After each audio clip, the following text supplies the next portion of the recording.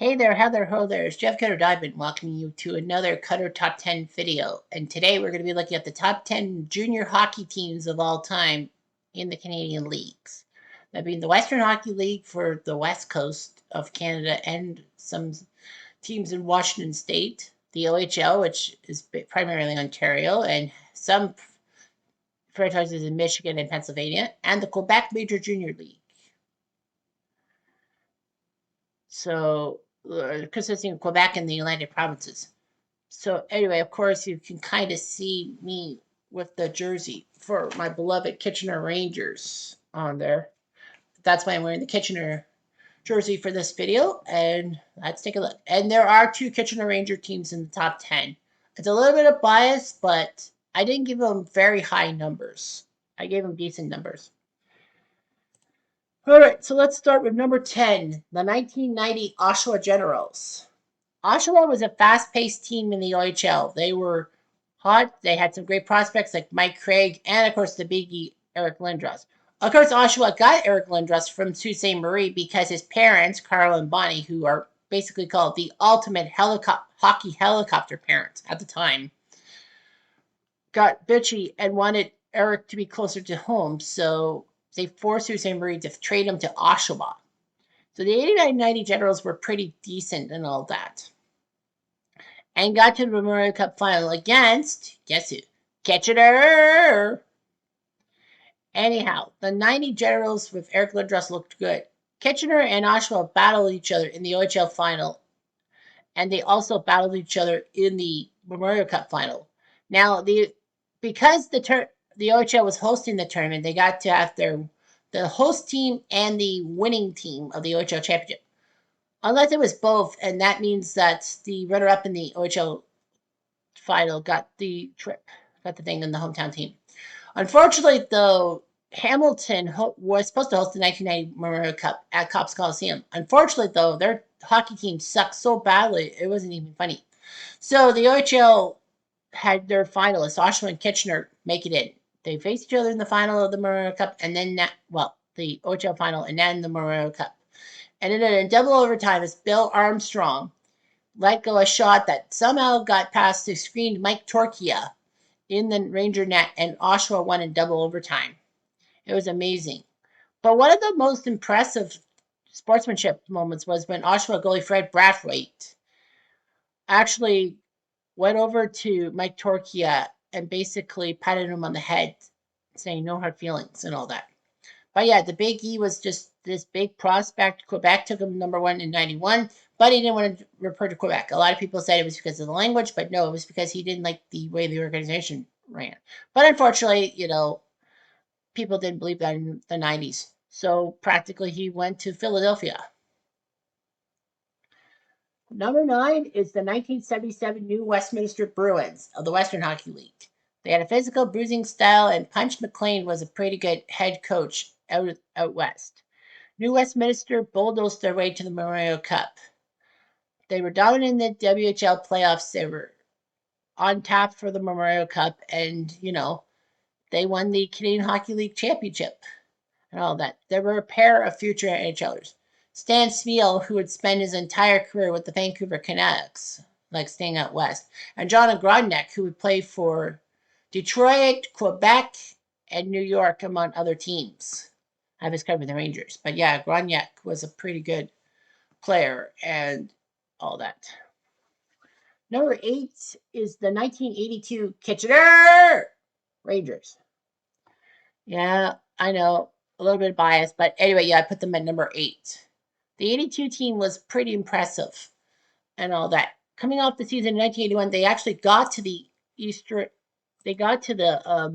Memorial Cup final. They still had some players and all that. One of the most vital things was, picking up people from out of province. I mean, Mike Huh came from Montreal. Al McGinnis came all the way from Inverness, Nova Scotia. Mike Eagles came from New Brunswick. Paul Higgins came from New Brunswick. Wendell Young came from Nova Scotia. So, that was just amazing and all that. Well, Wendell Young was a pretty good goalie, 38, 17, and 2. being 6-4-1. Is back at Daryl Boudreaux. Points wise, it was Brian Bellows, the future Minnesota North Star / Montreal Canadiens / Washington Capital icon, with 97 points. Grant Martin, 96 points. Jeff Larmer, who would go on to play for the Blackhawks, among other teams, with 95 points. Al MacInnis, the big slap shot, the man from Calgary and St. Louis, primarily. Mike Eagles, a player who played for many teams, including Winnipeg, was on that team. John Tucker, who played for the Sabres. I was covered with the Sabres. Mike Huh, who played for the Nordiques and the Panthers, among other teams. Scott Stevens, yes, that's Scott Stevens, the homegrown guy from Kitchener, and he actually, played for the Capitals, Blues, and the Devils. David Shaw, who played for the Nordiques and Rangers, among other teams. Who else was good at that team? Paul Higgins was a decent player. Wendell Young, and then they had some other players I didn't really know about. But the 1982 Kitchener Rangers persevered and won the Memorial Cup over Ottawa. No, sorry, not Ottawa. Over the Quebec team. I believe it was Quebec. But yeah, Kitchener did it. They won the Memorial Cup and brought the Major Junior Championship home to Kitchener. Number 7 is the 1974 Regina Pats, another great Western Hockey League team. They had a long history in junior hockey, and the 74 team was no exception. Clark Gillies and Dennis Subchuk were powering this team. They won the WHL championship and then won the Memorial Cup. They had toughness, finesse, and a tradition that endures in Saskatchewan to this day. Regina was a pretty good team and all that. Their history was huge, but Clark Gillies would go on to be a first-round pick by the Islanders, and people thought he was out of his element. I mean, you don't think Clark Gillies and Hockey Hall of Fame in the same sentence, but he was a Hockey Hall of Famer, and he was a decent player with the Islanders.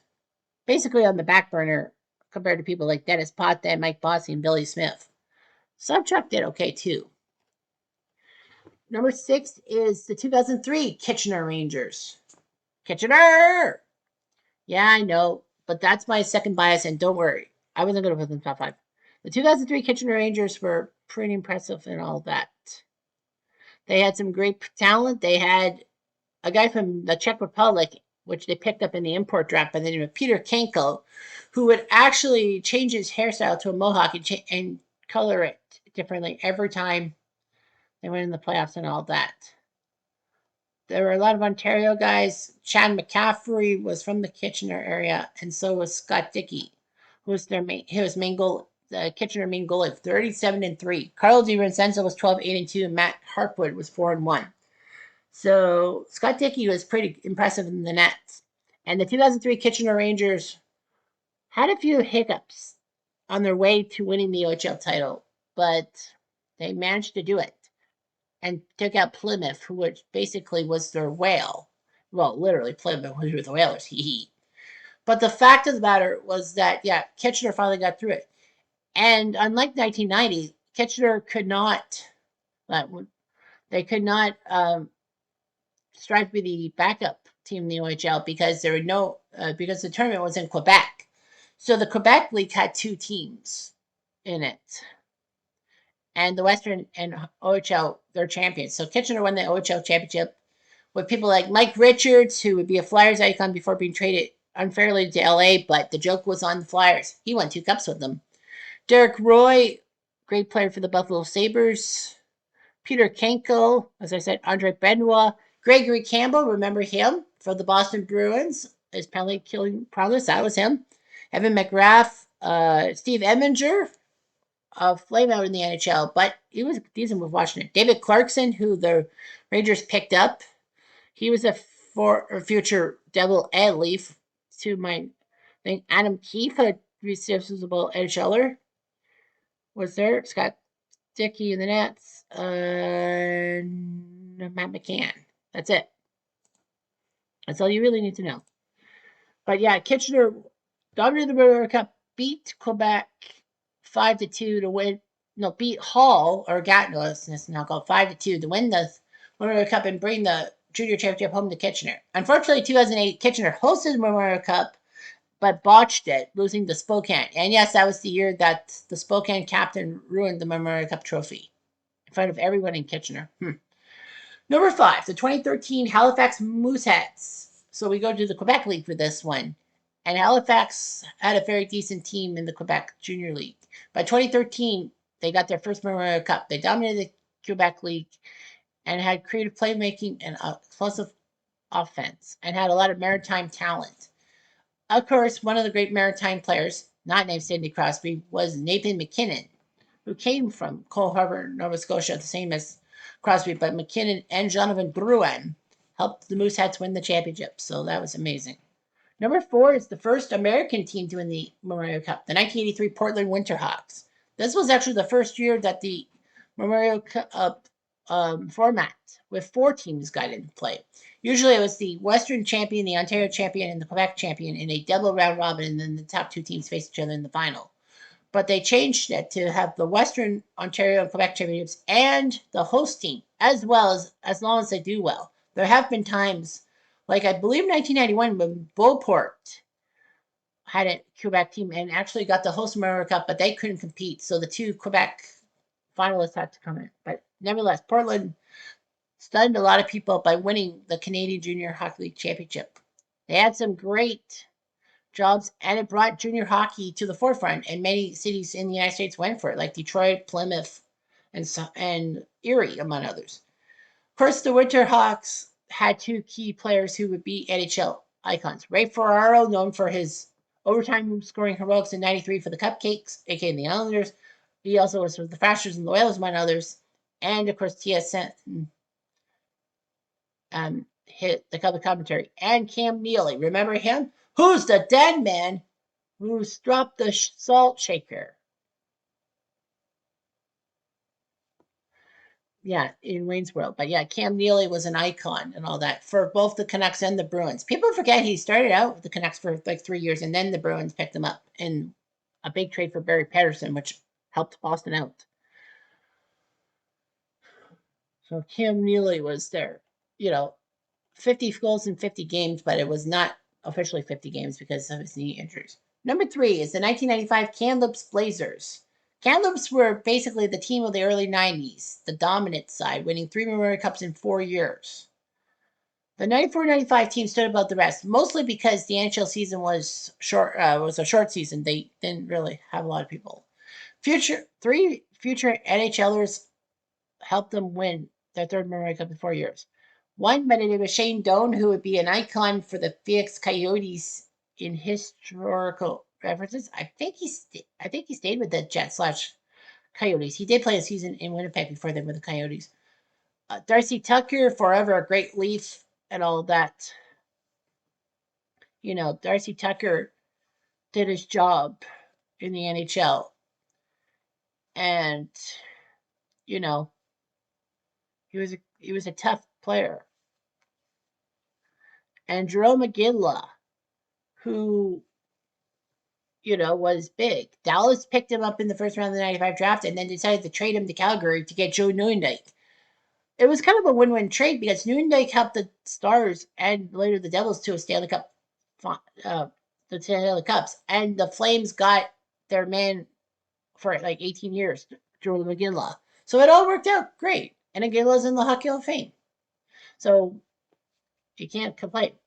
Number 2 is the 2005 London Knights. Sorry, when I say the London Knights, I have to spit. Sorry, I'm a Kitchener Ranger fan. Nevertheless, 2005 London Knights. Surprisingly, they weren't ranked number 1, but anyway, they are. They were unbeaten for the first 31 games. They set not just an Ontario Hockey League record, but a Canadian Hockey League record for consecutive games without a loss. This was my freshman year in college, if you must know. But London was just good. Coached by Dale Hunter. I hate that guy so much, especially for what he did to Turgeon and him being a smug you-know-what. The Knights boasted a lot of future NHLers. Their brand of high-octane hockey and shifting defense culminated in a Memorial Cup win on home ice because the Memorial Cup was in London. And, of course, it got mega publicity due to the fact that the NHL season didn't exist. This was the year that the NHL went on strike. The owners were being bitches. So, yeah, the 2005 London Knights were big and all that. London was going to finally win a Memorial Cup. and all that. With Corey Perry, Dave Bolin, and Danny Safret on the team. Yeah, Corey Perry was just huge. But people forget that London, for how good they are in the past like 20 years, they were shit in the 90s. In fact, one year in 96, was it, that they had 3 wins in the whole season? That's it? Yeah. So, anyway, the 2005 London Knights were just fantastic and all of that.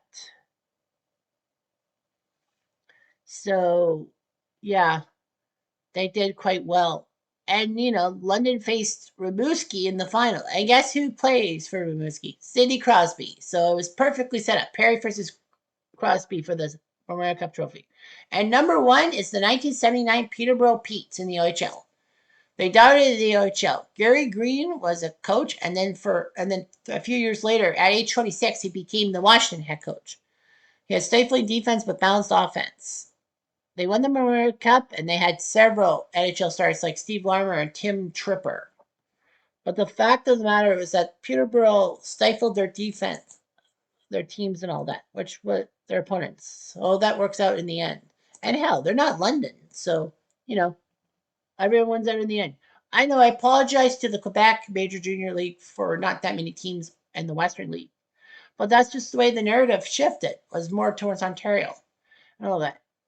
I couldn't put Connor McDavid and his Erie Otters in because, what the fuck did they do?